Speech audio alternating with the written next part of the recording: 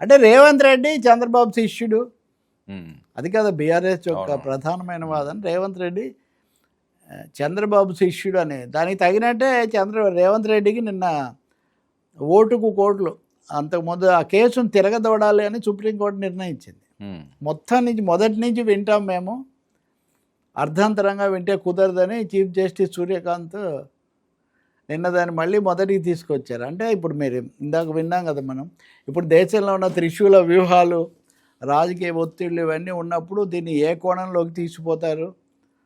Supreme court స్వయంగా మొదటి నుంచి ఆ 2017 నాటి కేసు తిరగదోడితే దాని ప్రభావం ఎవరి మీద ఎలా ఉంటుంది అన్నదైతే మనం చూడాల్సి ఉంటుంది. ఒకటైతే మనకు తెలుసు కదా, అప్పుడు తెలుగుదేశంలో ఉన్నప్పుడు చేశారు, అప్పుడు చంద్రబాబు అనుయాయుడిగా ఉన్నాడు, ఇప్పుడు చంద్రబాబు నాయుడు గారు ఎన్డీఏలో ఉన్నారు. కాబట్టి ఇప్పుడు దాన్ని మొత్తాన్ని తిరగదోడినా ఇప్పుడు సిబిఐయో లేదా ఏసీబీనో ఎలాంటి స్టాండ్ తీసుకుంటే వీ హ్యావ్ టు వాచ్. కానీ వీటన్నిటికంటే వర్మ రేవంత్ రెడ్డి ప్రసంగంలో ఘోరమైన విషయం చేతబడి గురించి మాట్లాడడం. ముఖ్యమంత్రులు చేతబడుల గురించి మాట్లాడడం ఏంటండి? మనం ఏ కాలంలో ఉన్నాం? 21వ శతాబ్దం అంటాం, సాంకేతికం అంటాము, లేకపోతే డేటాలు, ఏఐలు ఇవన్నీ కూడా మాట్లాడుకుంటూ చేతబడులంట, అఘోర పూజలంట.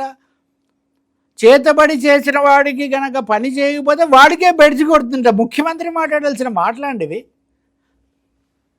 నిజంగా చాలా దారుణం. రేవంత్ రెడ్డి మళ్ళీ వక్రీకరించారు అదే, కానీ అది మీడియాలో వాళ్ళ ప్రత్యక్ష ప్రసారాల్లో వచ్చింది. హరీష్ రావు బీఆర్ఎస్ నాయకుడు క్షుద్ర పూజలు చేశారని వీళ్ళు ఆరోపణలు చేశారు. ఆయన కాదు, సవాల్ చేస్తున్నాను, కేసేస్తానని ఆయన అన్నారు.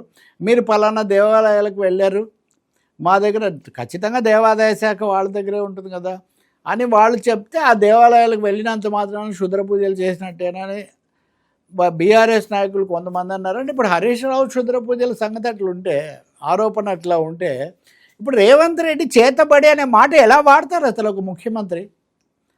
తెలంగాణలో బాణామతి, చిల్లంగి ఇలాంటి వాటి పేర్లతో రంగారెడ్డి జిల్లాలో కానీ హైదరాబాద్ చుట్టుపక్కల కానీ ఎంతోమంది దళితులు, కింది వర్గాలను, భూస్వాములు, పెత్తందారులు ప్రాణాలు తీసిన పరిస్థితి ఇక్కడ. చేతబడి బూటకం, చేతబడే సాధ్యమైండే రాజకీయ నాయకులందరూ ఒకరి మీద ఒకరు ఎంతో చేతబడి చేయించుకొని అవతల లేకుండా చేసి ఉండేవాళ్ళు కదా.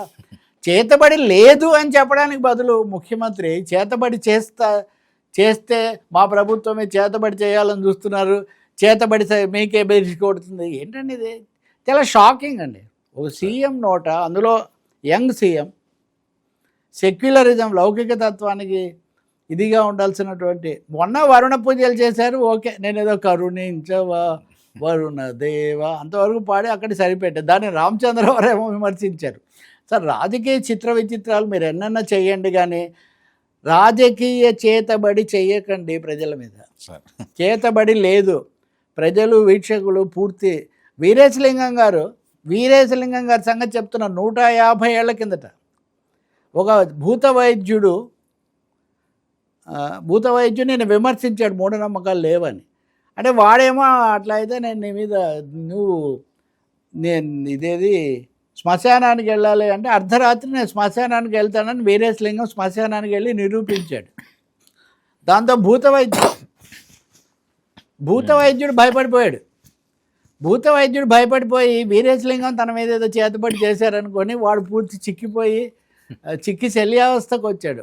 అప్పుడు వీరేశలింగము, కందుకూరి వీరేశలింగం గారు ఆ భూత వైద్యుడు ఇంటికి వెళ్ళి, అరే చేతబడులు లేవురా బాబు, అది చెప్పడానికి నేను కష్టపడుతుంటే నేనేమీ చేతబడి చేశానని నువ్వు చిక్కిపోవడం ఏంటని ఆయన చెప్పాడు.